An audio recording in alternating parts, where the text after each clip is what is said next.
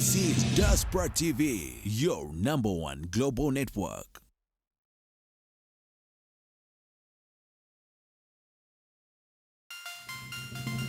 This is Diaspora.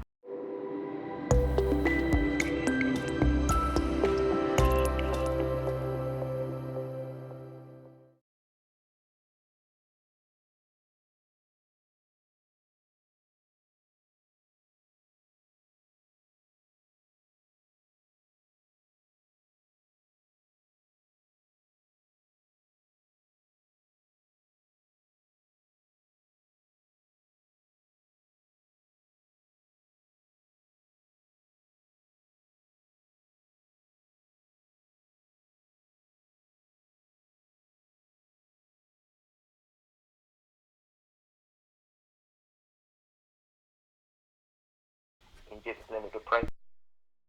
Amen and amen and amen and amen. God bless you in Jesus' name. This session is no longer being recorded. Hallelujah, hallelujah, hallelujah. Mukama favor zibwe aboluganda abakyali ku cyberspace mwenna Nsumba Kabuye, thank you very much for the word. Olunaku olwaleero olunaku lwakuna nga twogera mu Luganda era ng'okuyigiriza kwonna kuli mu Luganda. Mbaaniriza nnyo nate ku mukulu gwaffe ogw'okudda eri ekigambo kya Katonda era abali ku YouTube, Facebook, Twitter nammwe tubaaniriza nnyo ku lunaku luno lwe tugenda okuyigiriza ekigambo kya Katonda.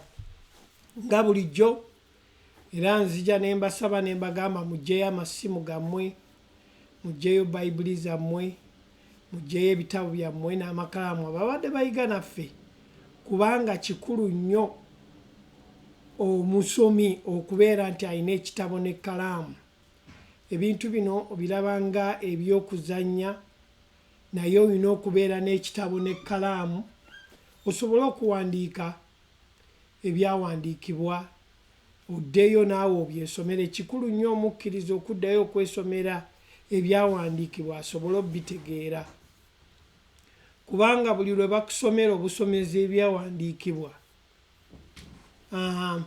obeera okola otya, obeera tojja byetegeerera. Tukati tugenda kusharinga, njagala mufune amasimu gammwe, kyekyo lwaki amasimu ngeetaaga, musobole okusharinga n'abantu abalala basobole okufuna message eno. Amiina. Abalala nabo basobole okufuna message eno nga bagiwulira. Twebaza Katonda olw'akaseera katuwa buli wiiki okubeera nti tujja okuyigiriza ekigambo kya Katonda, ate ne wabeerayo abo Mukama baakutteko okubeera nti bajja okuwulira ekigambo kya Katonda. Bantu bangi nnyo baloginga okuva mu bifo ebyenjawulo nga bawuliriza ekigambo kya Katonda. Kati kyekyo lwaki mbasaba nammwe gye muli musobole okusharinga ekigambo kino n'abalala basobole okkiwulira. Mukisa mulungi nti abasinga abatabeera ku y'Oluzungu babeera ku y'Oluganda ne bawulira ekigambo mu Luganda. Ate tuzze tuyigiriza amasomo ag'enjawulo nga bw'oddayo ku mukutu gwaffe ku Facebook oba ku YouTube olaba engeri gye tuzze tusomesaamu, nga tusomesa ekigambo ng'olaba nti guno omutwe gwe boogeddeko, kati boogedde ku kibi, kati boogedde ku Mwoyo Omutukuvu, kati boogedde ku bwenzi, kati boogedde ku kuwasa, naawe n'omanya mu kategole mwogwa. Katusabe. Taata tukwebaza olw'akaseera k'otuwadde olwaleero, olwa buli kinoomu agenda okuloginga ku mukutu guno okuwulira ekigambo kyo. Essaala yaffe eri nti bazibulwe amaaso gaabwe okulaba n'okuwulira ekigambo kyo. Twebaza oyo Katonda ali mu bo, era abatannafuna Katonda bawulire ekigambo bamukkirize. Twebaza Taata Kristo gwe watuwa nti tetukyatambulira mu butukuvu obw'amateeka, tuli mu butukuvu obwo obw'okukkiriza Yesu Kristo. Tetuli boonoonyi, twatukuzibwa era tukwebaza taata olw'ekigambo kye kigenda okukola omulimu omulungi mu ffe era nga tweyongera okuyiga okutuuka mu kigera kya Kristo. Neebaza bonna abali eyo nga balumizibwa bwe banaawulira ekigambo kyo kubanga kiwonya, maanyi agawonya, banaawonyezebwa. Tulangirira okuwonyezebwa mu linnya Yesu Kristo omwana wa Katonda omulamu. Tukwebaza byonna nga tuyisa mu linnya ly'omwana w'omuyeka Yesu Kristo, buli omu n'agamba nti amiina. Era nga bulijjo tukomyewo twali tuyigiriza luli endowooza y'omuntu emufuga etya. Olwaleero omutwe gwe tulina gugamba nti omukkiriza ayina okukuuma endowooza ye. Era buli omukkiriza lwatakuuma ndowooza ye, bw'atagaadinga ndowooza ye, mu luzungu bwe bagamba ndowooza, bw'otagaadinga ndowooza yo ebeera egenda kusuula mu mitawaana. Leero omutwe gwaffe gugamba nti omukkiriza ayina okukuuma endowooza ye. Tuzze tutunuulira nti omukkiriza alina okukuuma endowooza ye. Nga tuyiga wiiki ewedde twatunuulira omusingi gwe twali tutunuulidde nti omulimu gw'endowooza eri okuluŋŋamizibwa omwoyo wa Katonda. Endowooza eno nkulu nnyo eri omukkiriza kubanga bw'ogireka neeva ku ebintu ebituufu by'erina okulowoozaako egenda kukusuula mu mutawaana. Jjukira nti gwe ng'omukkiriza olina omwoyo wa Katonda akuluŋŋamya. Era twatunuulira nti omukkiriza yenna alina omwoyo wa Katonda. Era oyo omwoyo wa Katonda yamuweebwa okubeera nti amuluŋŋamya. Ye ng'omukkiriza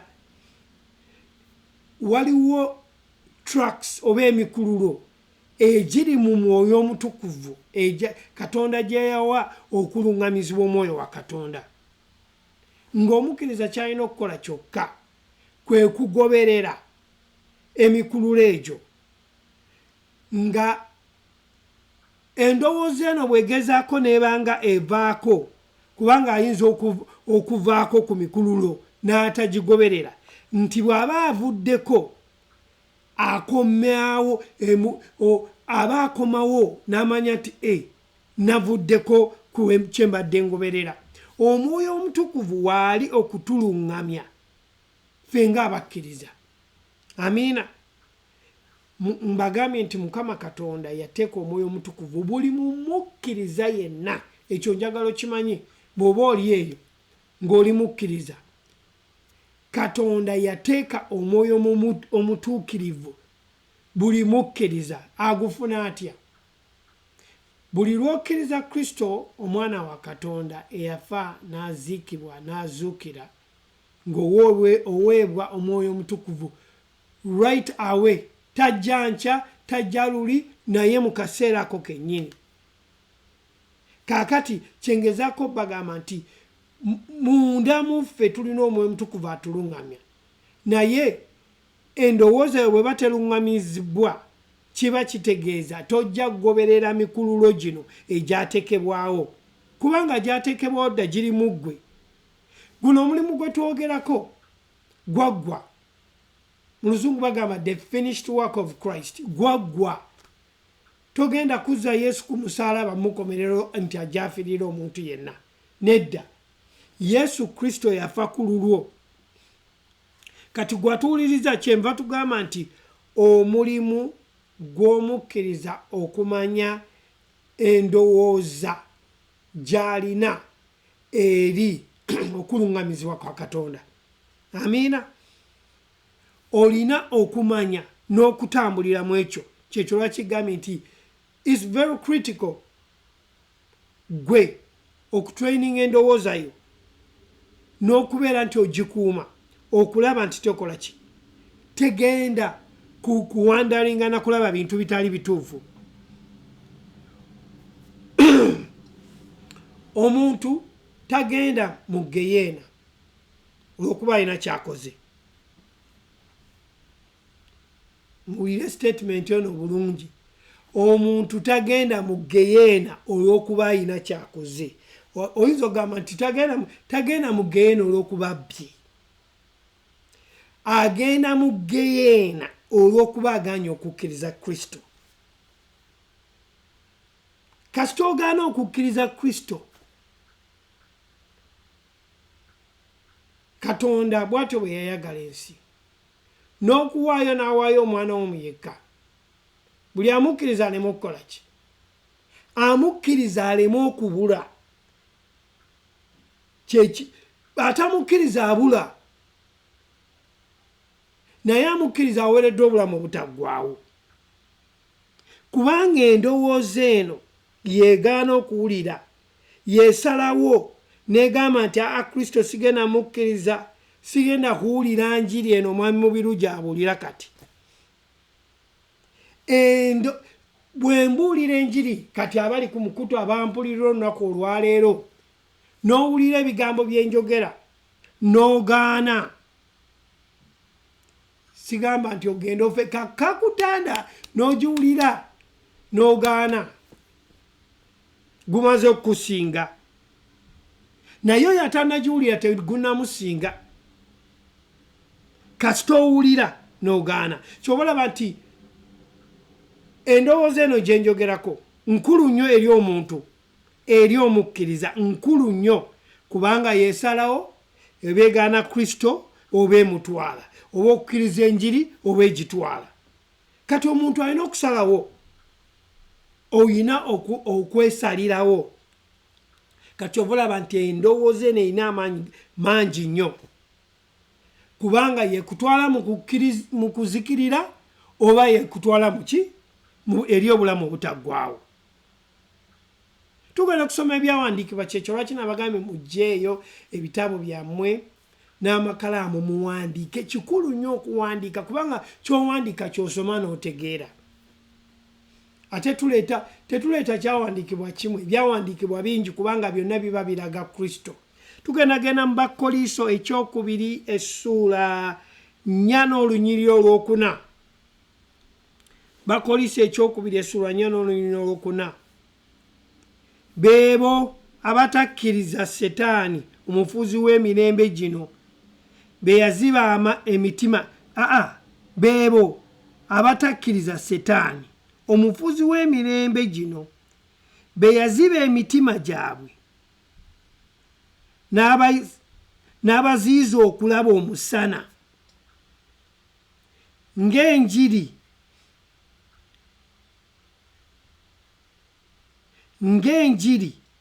ey'ekitiibwa kya Kristo, oyo kyekifaananyi kya Katonda. Beebo abatakkiriza Setaani omufuzi w'emirembe gino be yaziba emitima, baagaana okukkiriza. Kati Setaani kyova olaba nti bwe tuba tutandika tusaba nti Mukama oggule amaaso gaabo abakyaliko olufu, balabe, baggulewo emitima gyabwe, bawulire ekigambo. Ye Yesaala ejjawo veil ebabisse mu maaso. Agambye nti abatakkiriza baagaana okukkiriza omusana gw'enjiri ey'ekitiibwa, yaani ye Kristo. Muzungu egamba he has blinded their mind. Aba batakkiriza njiri. Kyekyo lwaki endowooza eno nkulu nnyo eri omukkiriza, kubanga bw'oba oganye okukkiriza Sitaani aba akutaddeko olutime nga tosobola kutegeera bintu bya Bwakatonda, nga gaddewo okutegeerako. Kyetuva tubeera nga tujja okuyigiriza ebintu bino, gwe omukkiriza ali eyo osobole okubimanya. Naye engeri ki gy'ogenda okumanya ebintu bino? Gwe amaze okulokoka, ng'otambula olugendo lw'okusomesebwa, ng'otambula olugendo lw'okusoma Bayibuli, ng'otambula olugendo lw'okuzza endowoozayo obujja. Nga tweyongera mu kusoma tugenda kutunuulira ekyawandiikibwa ekirala nga tulaba omutume Pawulo bwe yali agezaako okuluŋŋamya ekkanisa y'Abeefeso abakkiriza abaaliyo engeri ki gye basobola okubeera mu bulamu obulungi ng'abawandiikira okumanya. Agambye bw'ati Beefeso essula 17. Kyenva njogera kino ne ntegeeza Mukama waffe mmwe mulemenga okutambula nate era ng'ab'amawanga bwe batambula mu birowoozo byabwe ebitaliimu. Balemenga okutambula ng'ab'amawanga. Ebirowoozo ebitaliimu bivaawa mu ndowooza. Ng'olowooza ebintu twagambye lulijjo nga tuyigiriza mu Luzungu nti omuntu osobola otya okwekuuma kubanga waliwo ebintu bina endowooza eno bwe togikuuma: omumwa, okutu, amaaso.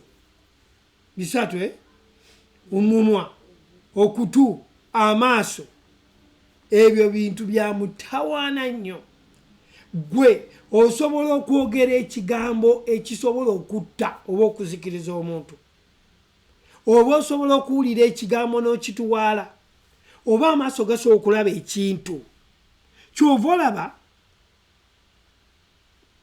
Pawulo alabudde Abeefeso ng'abagamba nti kyenva njogera kino nti muleme okutambula, muleme okubeera nga mutambula nate.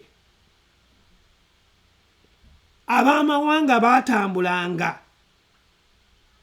nga balowooleza mu bintu ebikola kye bitaliimu. Kyova olaba nti ne mu kaseera kano ke tulimu ate kati generation esusseeko. Ffe mu mulembe gwe twalimu tetwabuuzanga bazadde baffe bibuuzo, naye kati babuuza ebibuuzo. Bayina okutegeera kusukkiridde, ate bayina ebitwala endowooza zaabwe bingi nnyo. TikTok, Twitter, Instagram, Facebook, trading. Naye kati we watabawo limitation mu ndowoozayo, kiba kitegeeza nti ogenda kutwalibwa. Waliwo TV, waliwo philosophies, waliwo kyetugamba nti okudda emabega, backslidden Christians. Bwe twogera omuntu okudda emabega tuba tetwogera ku muntu nti kigambo kye ekyoluganda ekyokukozesa ekituufu, omuntu addiridde mu ndowooza y'obwakatonda. Addiridde, abatavudde mu bulokozi naye aba addiridde. Abatavudde mu bulokozi naye addiridde mu kigambo kya Katonda. Omukristaayo kitegeeza omuntu alokose nakkiriza Kristo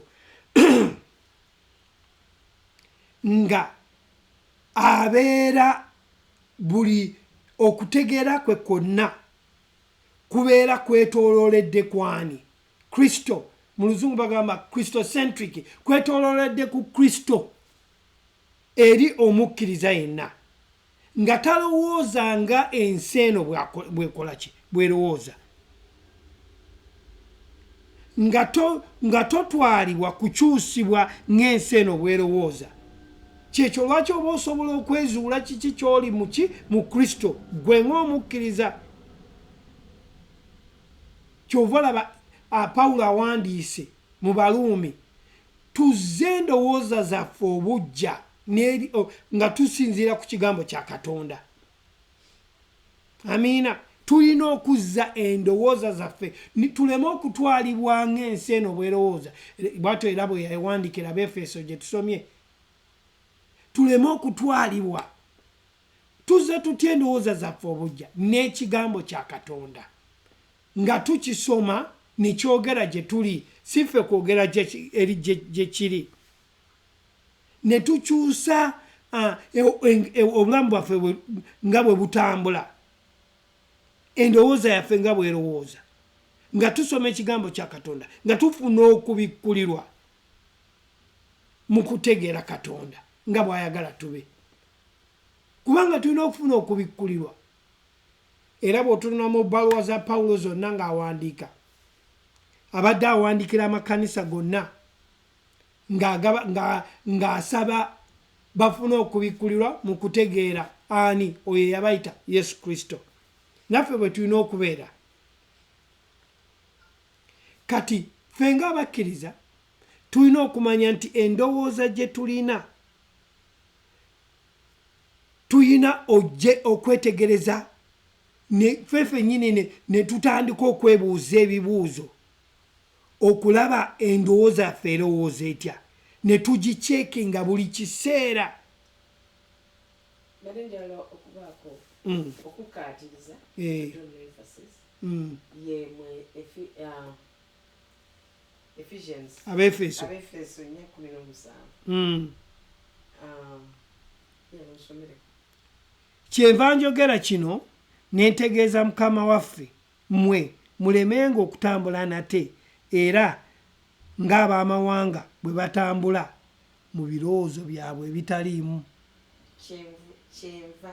kyenva njogera kino nentegeeza mu Mukama waffe mmwe mulemenga okutambula nate era ng'abamawanga bwe batambula mu birowoozo byabwe ebitaliimu eri abamawanga kiba kitegeeza eri abantu abatannakkiriza eri abantu abatannakkirizibwa bayogerako Pawulo eri abamawanga kubanga ffenna kati abakkiriza tuli mu nju emu ey'obwakatonda famire emu tuli ya bwakatonda endowooza yaffe erina kuba erowooza nga Kristo so kati oga nti mulemenga okutambulanga ng'abamawanga otambula mu birowoozo byabwe so ng'endowooza yaabwe bwerowooza kubanga eri abantu abatannakkiriza endowooza yaabwe eba ewakanya kino eky'obwakatonda so kati gwe amaze okukkiriza kiba kitegeeza endowooza yo oteekwa okugiliningsaaku n'endowooza ya Katonda otya mu kuyita mu byawandiikibwa bino kubanga ebyawandiikibwa bino muntu ye Kristo so bulijjo okoma okuba nti ozza endowooza yo obujja kiba kitegeeza ebirowoozo byo obifuula obireeta eri obufuge bwa Kristo nti kati otandika okugoberera ekyoyo bwe wakkiriza oyo eyakuyita obwakabaka muno nti bw'otasomesa ndowooza yo bw'otyo ogenda kusigala ng'eri abamawanga naye nga wakkiriza naye ng'endowooza yo yekyakusibye wabaddewo ekibuuzo ekyebuuzibwa nti omuntu ayinza atya okubanga yakkiriza naye n'asigala nga alina ebimutawaanya kati okukkiriza yakkiriza Kristo atuula mu ye omwoyo wa Katonda okyogeddeko in the beginning nti omuntu okuba nti mukkiriza yakkiriza Kristo ateekwa okuba nga yawulira enjiri ya Kristo eyo erokola eyo emujja mu bibi kubanga ekyaleeta Kristo kwe kutabaganya omuntu okumuzzaayo eri Katonda kati omuntu ono bw'akkiriza omutabaganya ono Kristo kiba kitegeeza omuntu ono bw'amala okukkiriza addizibwayo mu kifo kye kiri ekyokuba nga alina relationship ne Katonda so kati bw'abanga oyagala okuba ne relationship n'omuntu otandika okuyiga omuntu oyo kikyayagala nakiki kyatayagala kati wabeerawo okuyiga kati okuyiga kwekuno kwetujjanga buli lwakusatu na buli lwakuna okuba nti tusomera wamu tuyigira wamu tusomesa tuyiga ebigambo ebimu oluusi birabikanga ebiddiŋŋanwa naye biba tebiddiŋŋanwa kubanga bw'otunuulira mu njiri ennya ey'Amatayo enjiri ya Matayo Mako Luka ne Yokaana olaba nti bonna baali ba eyewitness baaliwo bawandiika ebiki ebyaliwo naye byonna baalaba ekintu kyekimenga buli omu akireeta mu ngeri mwe yakiraba naye nga bonna boogera ku muntu omu. So bwe tuba nga ffenna twogera ku muntu omu kiba kitegeeza twogera ku kigendererwa ki kyekyamuleeta ekigendererwa kye ne kikyayagala eri omuntu ne kikyayinza okukola okuyita mu muntu oyo. Kati abooluganda nga tugenda maaso abo abakologinga ku mukutu tubaaniriza nnyo tuli kubuulira nti Omukiliza ayina okukuuma endowooza ye. Ekimukuumisa endowooza ye ki? Kubanga omulabe okumuzannyirako oba ye yennyini obutamanya Katonda byamwagaza, endowooza ye eyina ebintu byeyitamu okukola ebyo ebitali bya Bwakatonda. Tutunuulidde wano nti olina okugenderera endowooza yo, obulamu bwo nga bwe buli bwe butambula, nti ng'ocekinga ku ndowooza yo biki byerowooza, ocekinga ku ndowooza yo n'okola ki, n'obeera nga ozza endowooza yo obujja. Kikulu nnyo okugoberera ekyo emikulu Katonda gye yakuteeka mu Mwoyo Mutukuvu, okumanya pulaani ya Katonda eri obulamu bwo. Amiina. Kati kiba kikwetaagisa gwe ng'omukkiriza okugoberera engeri y'ekigambo kya Katonda bwe kiri bwe kitambula n'okweyongera okucekinga endowooza yo nga oyita mu kigambo kya Katonda. Wayogedde ku kigambo ky'omuntu okuddirira kye tutera okukozesa nti backsliding. Backsliding si kwe muntu okuva mu bulokozi. Kubanga yagamba nti bonna kitange beyampa tewali n'omu ayinza tosobola kujja eri Kristo okuggyako ng'akuwalulidde mu kisa kye. Bw'aba ng'akuwalulidde mu kisa kubanga omala kuwulira njiri. Enjiri eno kyekisa enjiri ekisa ekikuwalula okujja gy'oli. Si lw'amaanyi si lwa buyinza si lw'amaanyi naye olw'ekisa kye kyekikuwalula okujja gy'ali. So kati bw'ojja gy'ali kiba kitegeeza tosigwe weereese wabula ekisa kye kyekikuwaludde n'owulira n'okkiriza. Kati bw'ojja gy'oli already oba wuwe. Kiringa nti already taatawo bamaama wo baakuzaala tokyasobola kubejjako. Tosobola kubejjako. Kubanga wazaalibwa mu nsi eno ey'omwoyo wakkiriza ensi ey'omwoyo okuba nti ekubiramu ggwe. Kati newankubadde endowooza yo tennaba kutegeera ye endowooza eno yeddirira naye omwoyo ono abeera ng'ali ggulugulu naye endowooza yo yeddirira etya kubanga togisomesezza. Yensonga lwaki oddirira mu bintu bino eby'omwoyo ate n'otandika okulowooza obulala kyekyo Pawulo kyabadde agamba nti tulemenga okutambulira mu birowoozo ebitaliimu eby'abamawanga eri abantu abatannakkiriza. So kati okuddirira kuno oba kitegeeza oddiridde endowooza yo ogiddiriza togizza bujja na kigambo kya Katonda. So kyekiva kikugwanira gwe ng'omukkiriza okutambulira mu kiseera eky'okumanya Katonda. Amiina. Kati gwe ng'omukkiriza ekitegeeza nti olina okuddayo n'ocekinga motives zo eziri mu Katonda newejjukiza. Owejjukiza otya ng'osoma ekigambo kya Katonda kubanga gwe oli mwana wa Katonda. Okuyita mu kigambo kino ky'osoma. Ekigambo kikulu nnyo kyadde tukiyigirizako olunaku lw'eggulo nti ekigambo kino ekiwandiike Yesu Kristo. Kyosoma kino ye Kristo muntu. Naye kati omumanyira mu biwandiiko bino. Amiina. Twasomye ebbaluwa ya Yokaana ekisooka. Tugendeyoko tusomeyoko. Yokaana the Gospel.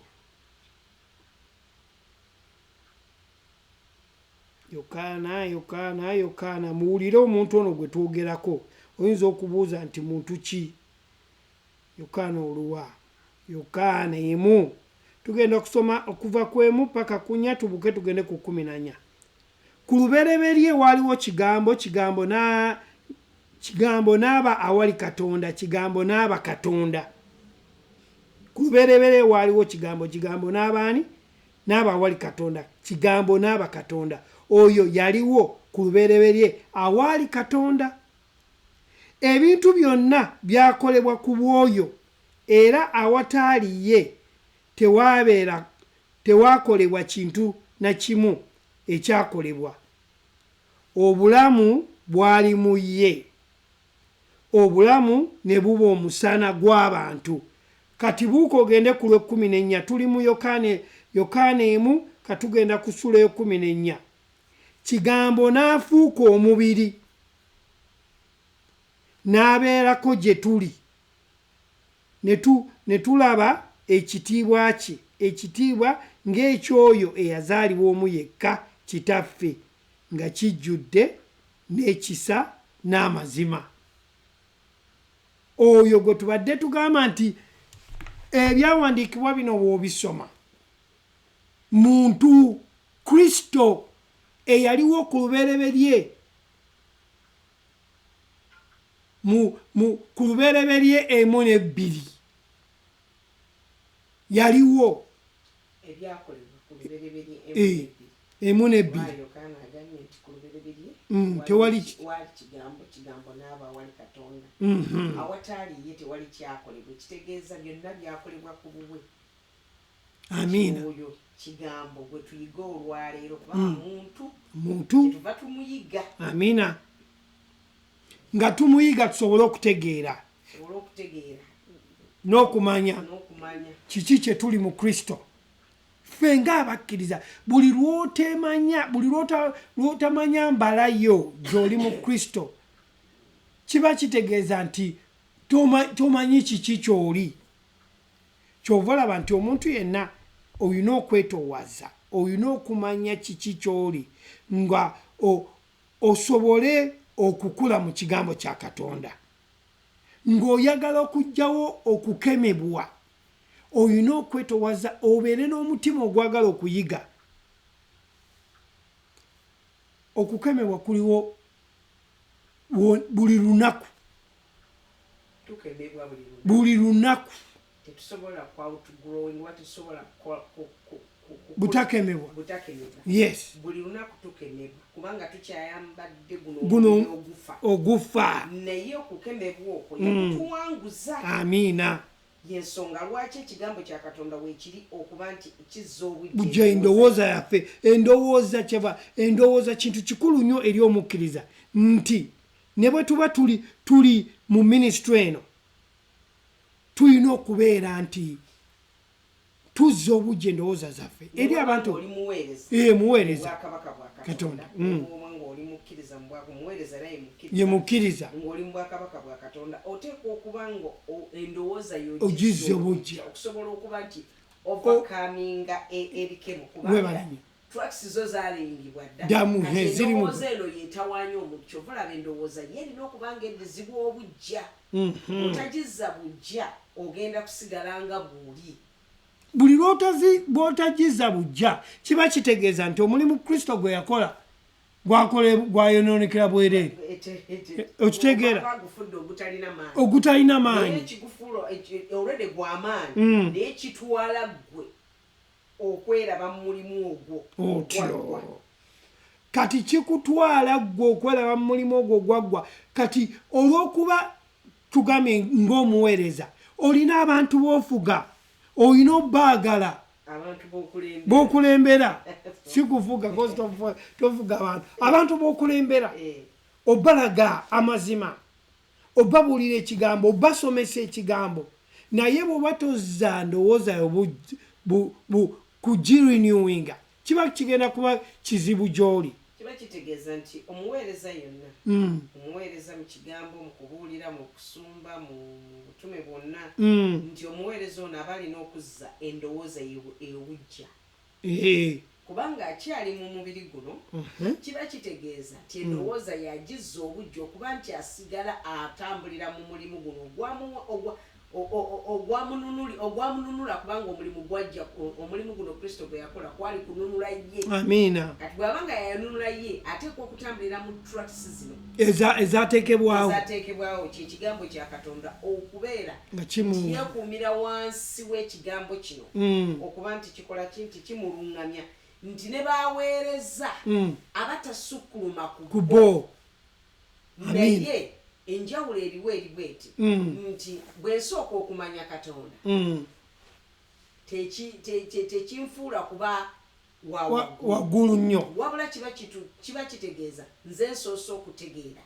Kati bwe nfuna okutegeera okwo ne mpitibwa mu buweereza, amiina, kiba kitegeeza nti nze ntwala akabanga ak'okusoma ekigambo kya Katonda n'entegeera okubikkulirwa kwa Kristo kuno okuli mu Kristo kati bwe mmala okutegeera n'enzija eri abalala obasomesa okuba nti bategeera okuyita mu kintu nange kyensomeseddwa kyentegedde nabo bakitegeere Kristo ono kiba kitegeeza nti sisukkuluma ku ekyo sisukkuluma kusingawo wabula ate mpeereddwa obuvunaanyizibwa obw'okusomesa abalala okujja nabo okutegeera Kristo kakati tweyongereko wano tulaba Pawulo awandiika engeri gye yategeera ne yeetowaza. Tugenda mu Bakolisi ekisooka 9:27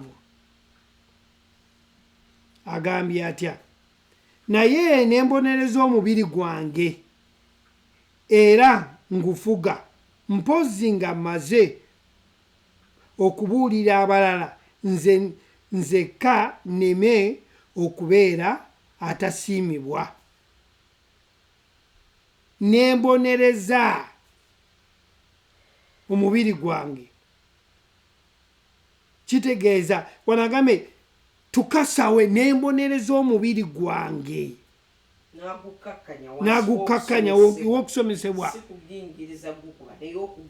okubonereza okuba nti awaddeyo obudde obuyiga nti bw'amala okuyiga kuno aleme okubeera nti abeera disqualified otyo ng'amaze okukola ki okusomesa abalala yasomesezza abalala n'abanga ate ye tabitambulidde so kyayita ekyo nti not cast away means to disqualified from the reward of service okubeera nti toweebwa mpeera yes osobola okubuulira abalala nobeera nga ate gwe totambuliddemu ekyo ky'obuulira abalala kiba kitegeeza ogenda kubeera disqualified eri empeera eyandibadde kuweerwa kubanga eri buli muweereza wakuweebwa mpeera era omulimu gwe gwakola oba mulungi oba mubi waliwo empeera y'ekyo. Amiina.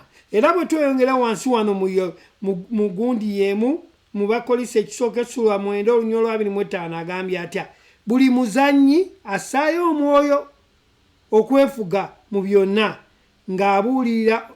ng'aluubirira okufuna engule eyonooneka, naye ffe tulifuna engule etayonooneka. Buli muzannyi assaayo omwoyo okwefuga mu byonna ng'aluubirira okufuna engule.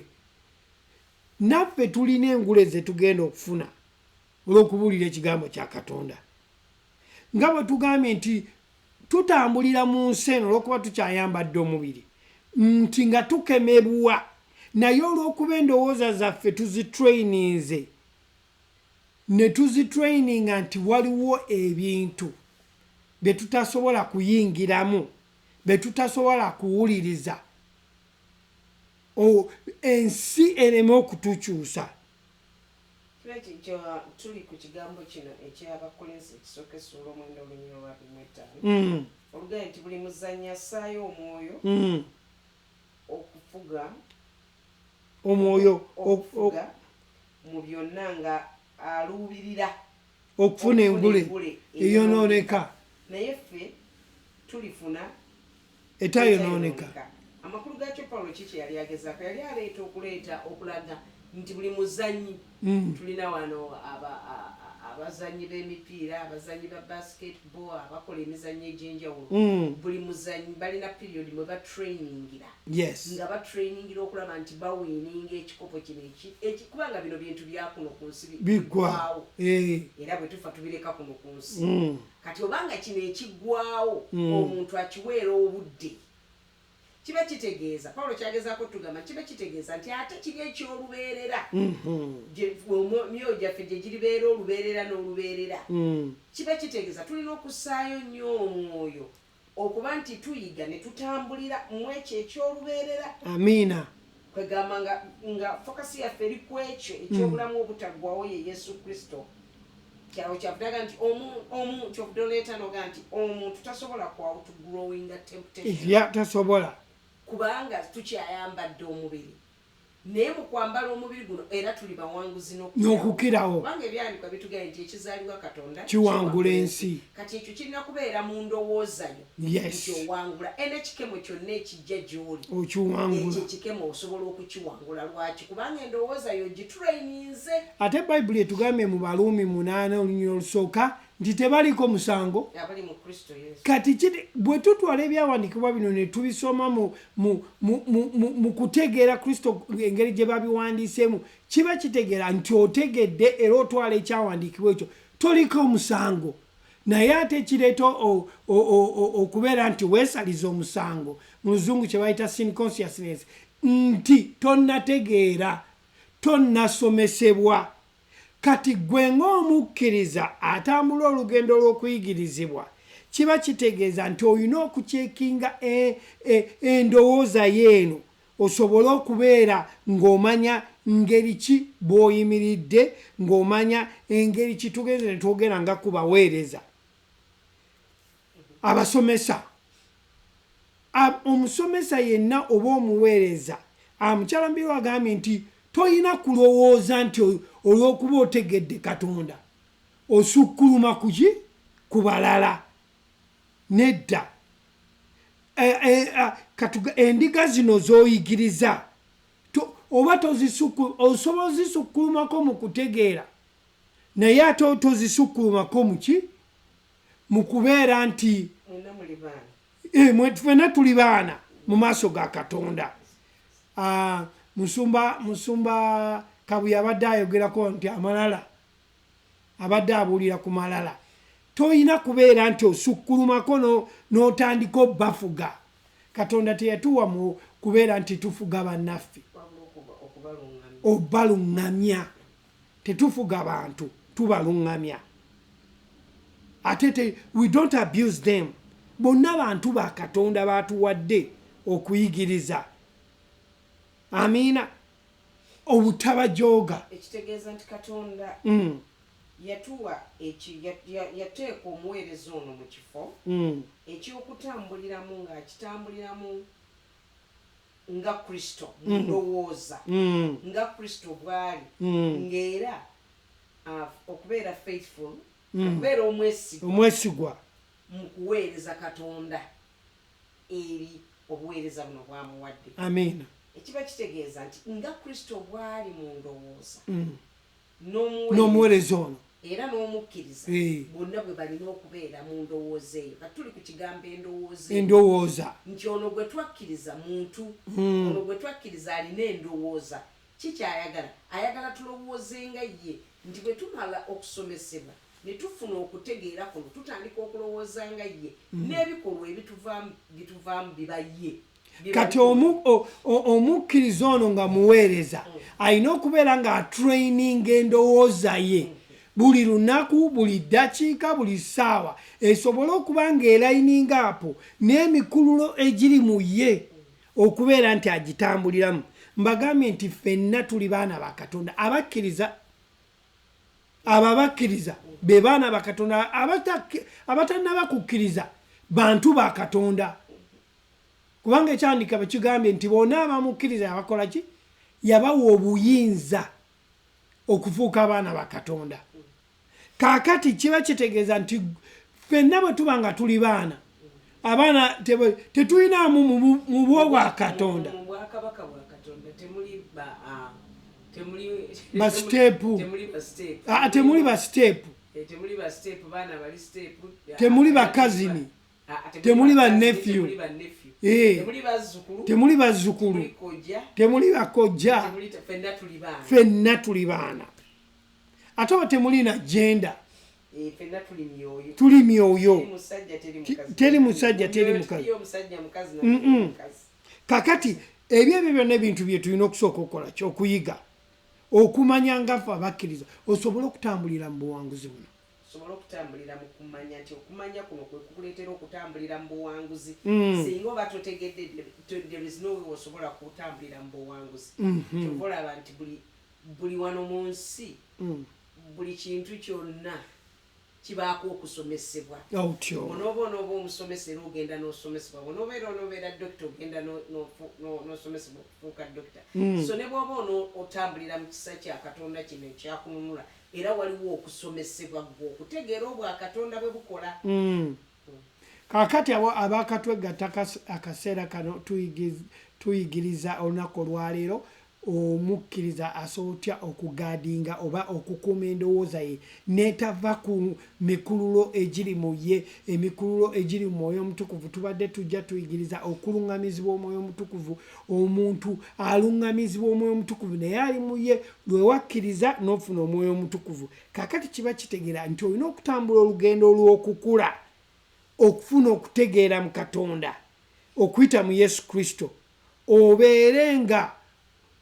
oli machuwa mu kigambo kya Katonda ng'ojja endowooza yo obujja amiina ng'okula mu kigambo kyo oweereddwa omukisa nti wakkiriza Yesu Kristo naye ofuna akaseera nti olina abakusomesezza okukula mu kigambo kya Katonda tugenda kutunula ebyawandiikibwa wano tulabe ebyawandiikibwa ebitulaga kiki kye tulina okubeera n'okumanya kiki kye tuli mu Kristo tugenda genda mu Basesalonika sura 5 olunyolo 13 Basesalonika ekisooka tubadde twogera ku muweereza omuweereza ono Katonda yamuwa ekisa omuweereza za pastors za teachers evangelists za nabbi Katonda yamuwa ekisa ekyokuba nti akula mu mwoyo muno okutegeera ebyobwakatonda okuba nti olw'okuba akuze n'ategeera ebintu by'obwakatonda aba asomesa abalala era ng'aba traininga okutambulira mu kisa ekyo Katonda kyeyamuwa muwulidde alina okuba olw'okuba akuze atambulira mu kisa ekyo Katonda kyeyamuwa okubeera nti asomesa ate okuza abalala tugende mu Basesalonika tulabe Basesalonika sura 5 olunyolo 13 n'okubassangamu ekitiibwa ennyo kati tuli kubali abaaweebwa ekisa ffenna twaweebwa yes yeah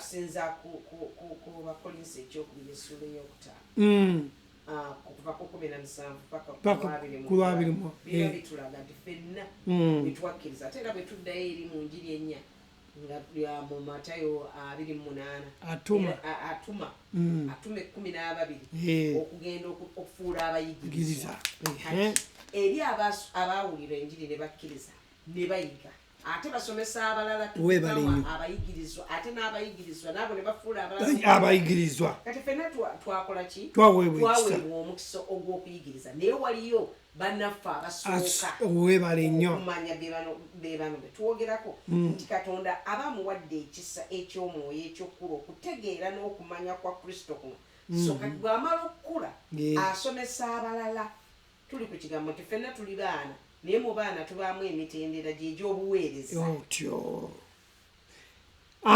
tuddeyo mu Basesalonika 5 olunyolo 13 n'okubassangamu ekitiibwa ennyo nnyini mu kwagala n'olw'omulimu gwabwe kati twogera ku ekyo ekyabaweebwa mu kukula mubeerenga n'emirembe mu mmwe tuli kubaweereza okubuulira ekigambo kya Katonda nti tetubassa wansi newankubadde ffenna tuli wamu naye bo olw'okuba ekibasukkulumyako nti ke kaseera ke bateekayo ak'okutusomesa n'okutuyigiriza amiina Pawulo kyagezaako ga nti kwe kubassangamu ekitiibwa ennyo nnyini mu kwagala olw'omulimu gwabwe olw'akaseera ke bateekayo okwewaayo okunoonya Katonda n'okusoma ebyandikwa bino okubitegeera ate okusobola okujja okubituleetera okutubinnyonnyola amiina naye emirundi egisinga tulema okutegeera ebintu bino olw'okuba tetusomereddwa bulungi tetusomeseddwa bulungi nnyo ne twesanga nga tuddidde abakulembeze bano tubawadde n'ebitiibwa ebisukkuluma ku Katonda ebyo byonna biva butategeera byawandiikibwa kiki kyebikola ki ne weesanga ng'abantu abamu bagudde wansi babatambuliddeko babalinnyeeko olw'okuba tebafunye kutegeera. Kati lwaki tujja ne tusomesa ebintu bino kubanga byonna ebyawandiikibwa bibiraga Pawulo azaawandiika nti tekitulaga nti kati endowooza zaffe zino tuziyigiriza engeri gye zibeera okubeera nti ziri guarded n'ekigambo kya Katonda. Omusajja wa Katonda yenna bw'ajja n'ayigiriza enjiri ennuŋŋamu. I have to respect omusajja ono wa Katonda oba omukazi wa Katonda awaddeyo akaseera ako ak'okuyigiriza okutwala kubanga kitwala akadde ogusoma Bayibuli n'okugitegeera n'okugibikula n'okujja okugiyigiriza abalala. So eri abantu abafaanana bwe batyo tubawenga ekitiibwa. Amiina. Era tubawenga ekitiibwa era tubawe ekyo kibagwanira kubanga olw'ekiseera kye bataddemu. Naye ekyo badde ogezaako okwogera eri abalala abantu abalala bwe balaba abasajja babaagala obbasukkulumya okusinga Yesu eyabalokola yanunula emyoyo gyabwe okuva mu kizikiza. Naye ng'ate ffenna mu bwakabaka bwa Katonda ffenna tuli baana webale nnyo newankubadde bwe tutuuka mu ministry tubaako n'emitendera egy'enjawulo. Amiina. Naye nga ffenna tuli baana ate era ffenna tuli baweereza naye nga tuba n'emitendera egy'enjawulo.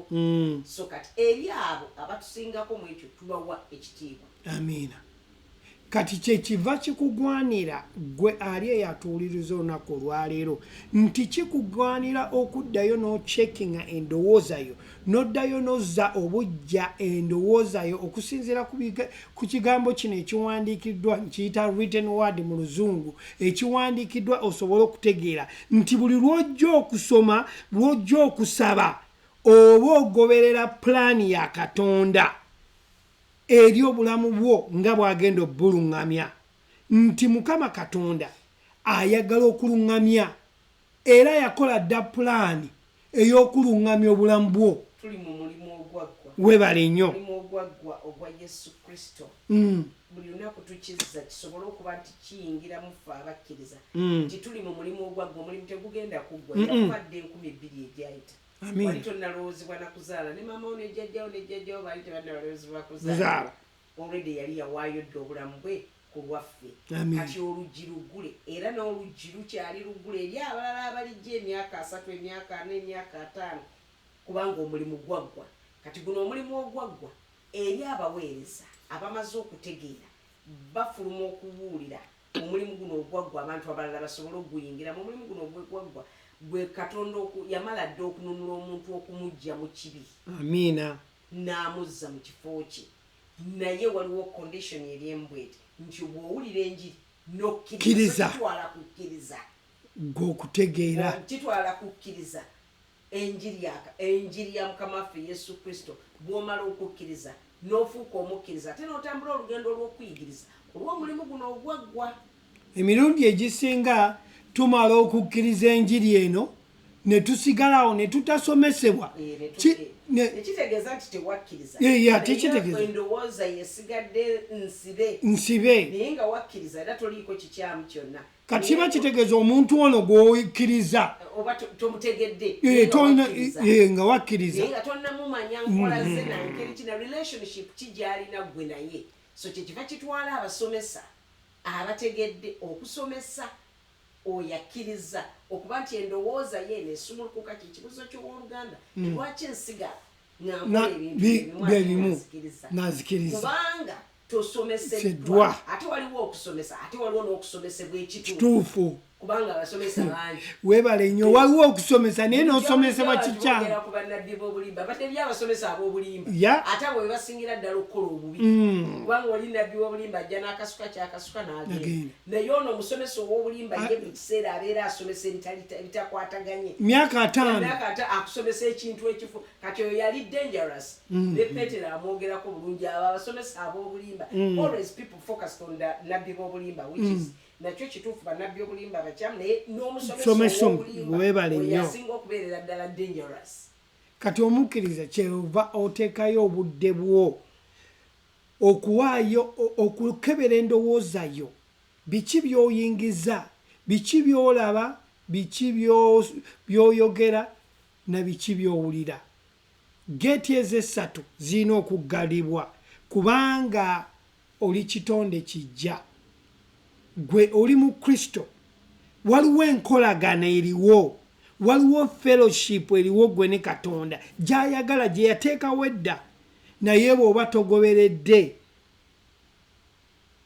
mikululo gino kigenda kubeerera kizibu. Endowooza yo y'amaanyi nnyo naye buli lweba nga tegenda gondera Mwoyo Mutukuvu ali mu byo giruŋŋamya togenda kutambulira muki mu kwagala kubanga endowooza y'omukkiriza ndowooza y'amaanyi eri so powerful whereby era erina okukkiriziganya wamu n'omwoyo endowooza ekkiriziganya wamu tesobola gyawukanya nayeekkiriziganya wamu n'omwoyo okutambulira mu kwagala kwa Katonda era endowooza eno bwekkiriza okutambulira mu kwagala kwa Katonda kwagala kwa Katonda kiba kitegeeza omaze okutegeera enkola ya Katonda omala okutegeera enkola ya Katonda okuyita mu kusomesebwa mu byawandiikibwa bino kiba kitegeeza ogenda tutambulira mu kwagala kwagala kwe yenkola ye oba okkiriziganya wamu naye kiba kitegeeza nti mu fellowshippinga together mukkiriziganyiza wamu okitegeera kati bw'oba otambulidde mu kwagala kwa Katonda okwo kiba kitegeeza nti omuntu ne bw'anajja gy'oli n'akusobya n'akunyiiza olw'okuba mind eno omaze okugitraininga kigenda kukwanguyira okusonyiwa omuntu ono otavaamu bigambo bimuprovoking wa bigambo binene ebireeta okuba ekibiraga ate bwa Katonda buli muggwe kati endowooza eno gy'olina kyali kuwa Oluganda yabuuziza ekibuuzo kiri lwaki asigala olw'endowooza ajja kugamba nti ndudde mu kanisa for 10 years or 5 years oba 20 but bw'oba tusomeseddwa kituufu nga totutekadde kutunuulira kigambo kino ekyawandiikibwa ye Kristo kiba kitegeeza endowooza egenda kubeera ng'ekutawaana naye bw'okkiririza mu maanyi agali mu byawandiikibwa bino waliwo amaanyi agakyusa endowooza y'omuntu waliwo amaanyi agagikyusa so kati omuntu ateekwa okuba nti mayindi ye agikola kyagitambuliza mu kwagala kwa Katonda okw'okumumanya kati nti ekiseera bwe kijja ng'omuntu amunyiiziza olw'okuba endowooza ye maanyi ago agava mu mwoyo gwe gakkiriziganya wamu n'endowooza to forgive that person. Amiina. Tugenda kusoma n'ekyawandiikibwa ekisembayo tumalirize. Pawulo yali asaba zino essaala omukkiriza z'alina okusaba mu mulembe guno gwe tulimu asobole okuzza endowooza ye obujja. Asabye atya tugende mu Bakolosaayi emu tusome okuva ku essula Bakolosaayi emu okuva ku lw'omwenda paka ku lw'ekumi-n'olumu. Asaba essaala asabira Abakolosaayi okufuna okutegeera agambye nti naffe kyetuva tetulekangayo kubasabira okuviira ddala mu lunaku lwe twawulira ebibafaako nga twegayirira mujjuzibwe okutegeeranga by'ayagala mu magezi gonna n'okutegeera eby'omwoyo teyabasabira kukolaki kugaggawala era mutambulirenga bwe kisaanira mu Mukama nga musanyusa nga mubalanga ebibala mu buli kikolwa ekirungi era nga mweyongerayongeranga mu kutegeera Katonda. Kale munywezebwenga n'amaanyi ag'ekitiibwa kye bwe gali olw'okugumiikiriza kwonna n'okuzibiikiriza wamu n'okusanyuka mujjuzibwe ekitegeeza nti waliwo amaanyi agali mu Mukama waffe ago ge gatuleetera okumanya amaanyi ago ge gamaanyi agaleeta okutegeera ate omanya ekyewuunyisa ennyo kubanga amaanyi oyinza okulowooza amaanyi amala naye amaanyi gano ge maanyi agakwempowering okuleeta okutegeera nti bw'osoma ebyawandiikibwa bino kati nga bwe tuva okusoma katugende asabye bw'ati naffe kyetuva tutalekangayo kubasabiranga okuviira ddala ku lunaku lwe twawulira ebibafaako nga tubeegayirira mujjuzibwe okutegeera byayagala mu magezi kati amaanyi gali mu kutegeera otyo simanyi ganago okusitula ebintu simanyi ganago akasuka omuntu ebigo amaanyi gali mu kutegeera nti buli lw'olitegeera okwagala kwa Katonda okuli gyali kiba kitegeeza ogenda kutambulira mu kwagala okwo. Oli asobola okubuuza ekibuuzo kati ate amaanyi gali mu Kristo gabeera gatya mu nze kubanga wakkiriza webali nnyo kubanga wakkiriza buli kyokkiriza kirabisibwa gy'oli ne bwe kiba kibi n'okikkiriza kijje kati kubanga wakkiriza Kristo so Kristo ge maanyi ag'omwoyo omutukuvu agajja gy'oli kubanga mulina enzikiriza yeemu kati muli mu fellowship emu naye ate ali mu ggwe kati bw'omala okutegeera byayagala n'olyoka otambulira mu kwagala okwo. Abooluganda tugenda komaano olunaku olwaleero twebaza Katonda gye muli nga mumulisibwa n'okumanya n'okubala ebibala buli kigambo ekibuuliddwa wano veil eveeko musobole okutegeera. Tubeebaza nnyo mwebale kutukkiriza kujja mu dining ku bedroom mu kitchen ne muwulirirayo ekigambo era nebaza abooluganda mwenna abali ku cyberspace mwebale kwefiiriza kaseera. Tubadde Goreti omwami n'omukyala mubiru bwe badde bababuulira ekigambo olunaku olwaleero ate tugenda kukomawo next week mu luzungu ku lwokusatu okuva ku saa 2 paka ku 3 ku lwokuna okuva ku saa 2 paka ku saa 3 nga tuli mu Luganda. Mukama abawa omukisa. Tubadde tuyigiriza nti oyina okugaadinga endowooza yo ng'omukkiriza. Mukyala mubiru tusabire nga tuggalawo n'ekigambo kya Katonda ng'ogizza obujja nga Pawulo bw'agambye Mbalume 12 ozenga obujja endowooza zammwe n'ekigambo kya Katonda olyoke mumanyi bwe buli ebirungi ebisanyusa Katonda geti ziri ssatu kumanya bisanyusa Katonda okuggyako ng'ozizza endowooza yo n'ekigambo kya kukiza obujja n'ekigambo kya Katonda n'olyoka omanya ebimusanyusa. Amiina. Bw'oba tokikoze there is no way osobola kukola ki kugaadinga. Tusabire ku mukyambiro. Kitaffe omutukuvu Katonda omuyinza w'ebintu byonna akawungezi k'olwaleero yaleesokota y'amande kituleetedde okutegeera n'okumanya tumanye engeri gye tugaadinga mu mayindi zaffe na kigambo kya Katonda nti bwe tutazza ndowooza zaffe bujja na kigambo kyo kitaffe tetusobola kumanya biki biyinza kukusanyusa kati kwe kusaba kwaffe era nga tusaba nga Pawulo bwe yasaba nti omwoyo ono ow'amagezi ayongere okubabikkulira okutegeera okumanya obugagga bw'ekisa kya Katonda bwe buli eri bano buli kinoomu akkiriza olwo nno tulyoke tumanye okwagala kwe tukutambuliremu kubanga olwedde okwagala kwe kuli era yamala dda buli omulimu guno yagumala dda ogw'okuzza omuntu eri Katonda era kati tuli mu kumanya mu kutambuliramu ekyo ekyaggwa taata tukwebaza ate otuwa amaanyi ag'okutegeera n'okubikkulirwa okuva gy'oli tetuva tweyongeranga Mukama taata nannyini ggulu obutalekaayo kukuŋŋaana naye nga tukuŋŋaananga okusomesebwa taata nannyini ggulu okusomesebwa kintu kikulu nnyo so taata tukikwebaliza kubanga gwogwo omulimu wagumala dda tugukwebaliza tukwebaliza olw'amagezi tukwebaza olw'okutegeera tukwebaza olw'okumanya era Mukama taata gye tunaakomanga okukuŋŋaana gye tunaakomanga okutegeera n'okubikkulirwa okuva gy'oli kubanga omwoyo waali ataatuula mu ffe yatubikkulira ffe ng'abakkiriza tulina okumanya nti omwoyo atuula mu ffe omwoyo tagenda kujja naye omwoyo atuula mu ffe so twebaza omwoyo oyo omwoyo wa Kristo omwoyo oyo owa Kristo atuula mu ffe ayongere nga kukola omulimu mu ffe mu kutegeera ne mu kumanya olwo nno endowooza zaffe ziryoke zikyusire zikole ekizigwanira okukulambulamu buno taata nannyini kisa Mukama tukwebaza eri oli abo bonna ababadde bawuliriza nti olwaleero we bagendera mu mwoyo oyo ow'okutegeera omwoyo oyo ow'obuvumu omwoyo oyo ow'okumanya linnya erya Mukama waffe Yesu